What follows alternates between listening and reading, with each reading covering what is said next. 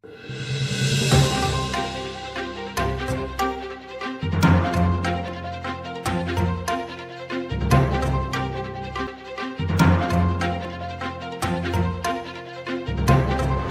tarde, estamos com mais uma coluna Saúde e Equilíbrio do Diário de Rio Mafra.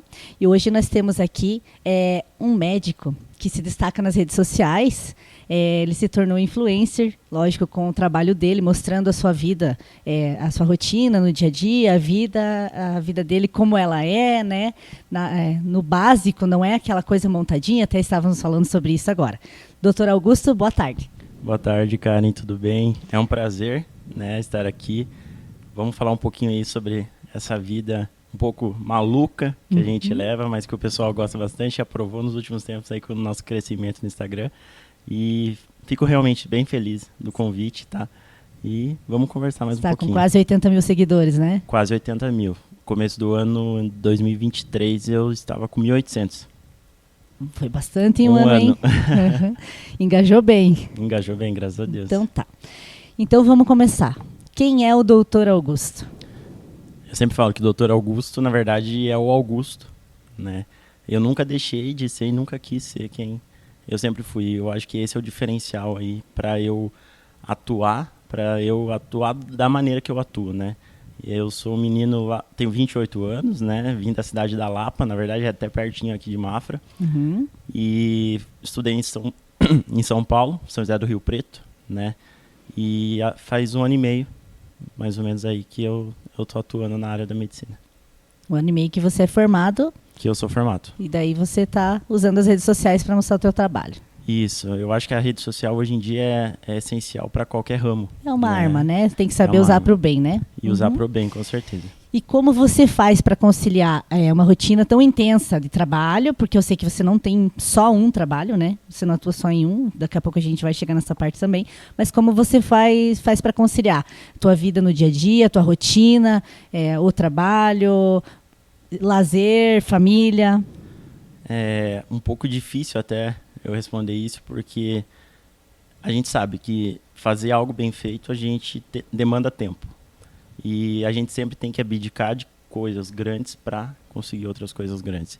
Infelizmente, eu não consigo dar a atenção que eu queria para tudo aquilo que está ao meu redor. Mas a gente tem que priorizar em alguns momentos aquilo que está do nosso lado. Claro, eu perdi meu pai até recentemente, né? Foi uma perda aí que me abalou bastante. E nesse momento até foi um momento que foi um pouco mais conturbado a minha vida, né? Que eu tinha que trabalhar, a carga manteve a mesma. E tinha que estar mais perto da minha família, mais do que o normal, né? Então, nesse momento aí, eu acho que foi o momento definitivo que eu pensei, calma, agora eu vou ter que tentar me moldar novamente, né? Então, aí diminuir um pouco a carga de trabalho, né? A rede social demanda tempo. Muita gente acha que não, que é só postar. Não, mas tem que não ter conteúdo bom, tem né? que ter o conteúdo, pensar no conteúdo e planejamento, com certeza, né? Mas a gente vai levando da maneira que pode. Em quais locais você atua hoje? Hoje eu atuo no pré-hospitalar em Mafra e Jaraguá do Sul. Aí acabo cobrindo escalas em Joinville e Canoinhas também. E daí de modo fixo dentro do hospital mesmo, no meio intra-hospitalar, em Campo Alegre. Né? Então são bastante locais que você Sim. trabalha e tem que dar um jeitinho de conciliar todos os plantões, né? Sim, sim. Qual procedimento é realizado quando chega um paciente em estado grave para você? Na verdade, como eu atuo no pré-hospitalar, o paciente, na verdade, a gente que chega nele, né? Então, a gente chega no local, na cena onde o paciente está, tanto no meio intra-hospitalar como no meio pré-hospitalar. E a gente tem protocolos associados à primeira medida, qual a gente deve adotar em cima do paciente, né? Então, a gente tem isso de uma maneira já bem definida. Independente se o paciente ele se apresenta com um estado grave ou não, o protocolo ele é realizado. Porque a gente muitas vezes acaba até vendo situações em que é repassado o caso para a gente, tanto pela população, né, quando chama, ou até mesmo pelo serviço de origem, quando é um transporte, e a gente acaba, né, já tendo algumas informações, buscando alguma coisa adicional que às vezes passou despercebido. Então o paciente ele vai ser abordado de uma mesma maneira, dada a situação da cena e também dado o primeiro olhar ali da gravidade, mas é tudo protocolado. né? Independente se é grave ou não, é atendido igualmente. Lógico que os graves devem ter algo a mais, mas a gente o consegue, início é o básico, vamos dizer assim. O início é sempre sistematizado, né? A gente sempre vê do que mata mais para o que tem um menor índice de mortalidade. Então, você acabou respondendo, né? Mas vou perguntar de novo. Isso seria um atendimento pré-hospitalar, né? Pré-hospitalar. E já houve casos de você atender o paciente e que não precisou ir ao hospital? Simplesmente, não estou dizendo casos leves, né? Estou dizendo um caso um pouco mais grave. Na verdade, como eu trabalho numa unidade de suporte avançado, normalmente os casos que a gente pega são casos os quais não necessitam, na verdade, de uma intervenção médica. E isso já diz bastante em questão de gravidade, né? A gente sabe que são pacientes que precisam de um cuidado um pouco mais especial, né? Mas de todas as situações, não teve nenhuma que a gente não levou. A gente levou em todas as situações do paciente, porque todas as situações a gente acaba tendo um olhar um pouco mais... um olhar um pouco mais especial aí em cima do paciente e sempre achando algo, né, que justifica mesmo por que foi chamado. Digamos que vocês estabilizam e daí encaminham pro muitas vezes eles podem estar com o quadro estável, né? Só que aí a gente acaba levando o paciente para medidas posteriores que são realizadas no meio intra-hospitalar. Voltando para o pessoal, qual é o local que você mais gostou, mais gosta de atuar e por quê? É um pouco difícil falar isso, que deve ter bastante gente em vários locais assistindo. Mas deve ter algum lugar assim que você gostou mais, nem que seja a primeira, mas qual que ganhou teu coração? Na verdade, o que ganhou meu coração mesmo, não vou mentir, nível hospitalar, foi Rio Negrinho. Você sempre fala no Instagram, né? Sempre, porque Rio Negrinho para mim foi pouco tempo, eu digo, foi coisa de 5 meses, mas eu atuava tanto na parte da sala de emergência, como também era responsável pela internação da retaguarda, então era responsável diretamente ali por todos os pacientes. E isso me ensinou muito até, pelo que eu passo hoje, porque acabou criando uma relação, um vínculo muito grande com a população. Então o Dr. Augusto, ele representou muito rápido o médico que as pessoas realmente gostavam ali. E isso de muitas vezes procurar diretamente ali, e isso eu falo pelo tempo, né? Então eu tive muita relação com a população ali, com o cuidado. Eu cresci muito profissionalmente, pessoalmente, e daí que veio a história do Instagram. Porque daí a gente tinha a dona Celina, que ela até faleceu há pouco tempo atrás, e era uma paciente minha que ela começou a me estimular a tirar foto para postar no Facebook dela. E daí que a gente começou a tirar foto, de uma hora todo mundo queria tirar foto. Daí a gente começou a amadurecer essas ideias e a rede social entrou a partir a próxima pergunta é justamente sobre rede social. Qual é o intuito envolvendo o seu trabalho, no caso? Qual é esse intuito de ser tão influencer? Para que serve isso para o pessoal que te assiste, que te segue? Isso é um propósito de vida. A partir do momento que eu, como a gente falou, usei a rede social como uma arma a qual pudesse realmente contribuir para o meu propósito, aí ela se tornou essencial. O propósito que eu coloco em cima disso é realmente ter o poder de levar informação a pessoas que muitas vezes não vão ter o contato diretamente comigo no consultório, diretamente comigo no hospital.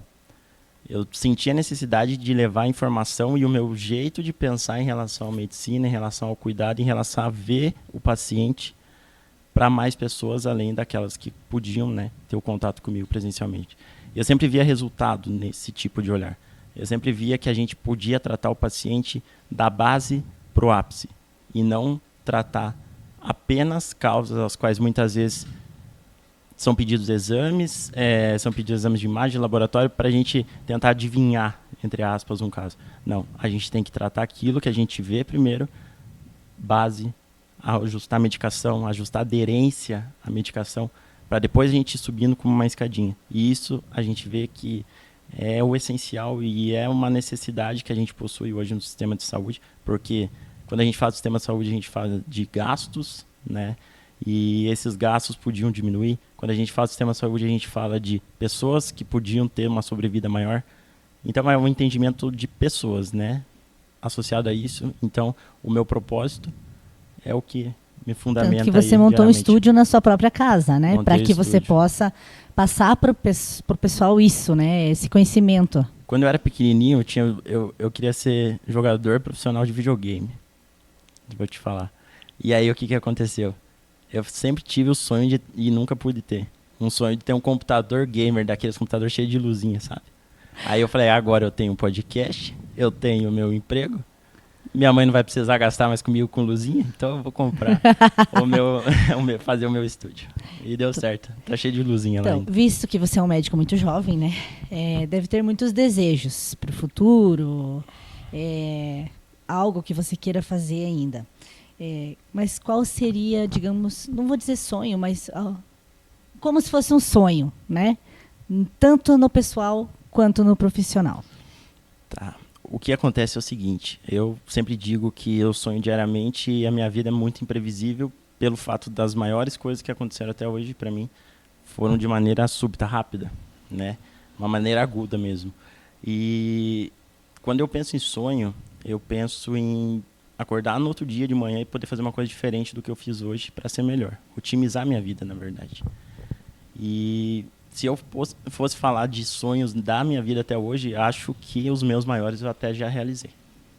Que era ajudar minha família, né? E ajudar meu irmão. Também Seu irmão também é formado, né? Formado médico. E esse era até quase briguei com a minha mãe. Porque eu queria ajudar ele e ela, não, eu vou terminar. Não, eu quis ajudar ele. Então eu já realizei os meus maiores sonhos, além de trabalhar na ambulância, que era profissionalmente o meu maior sonho da vida, e isso eu não escondo de ninguém. Que hoje eu trabalhar na ambulância é um sentimento profissional de realização. Eu gosto daquilo, quando era pequeno, eu corria atrás da ambulância, escutava a sirene e eu saía correndo. Eu gosto daquilo. Se um dia talvez eu não tiver mais oportunidade, eu acho que até faria outra coisa da vida. Porque é apaixonante, é o que me motiva, o que me leva. Eu não reclamo de sair daqui para outra cidade. Eu vou. Só vou porque realmente é algo que me enche assim, de felicidade. Não tem preço que pague isso no mundo.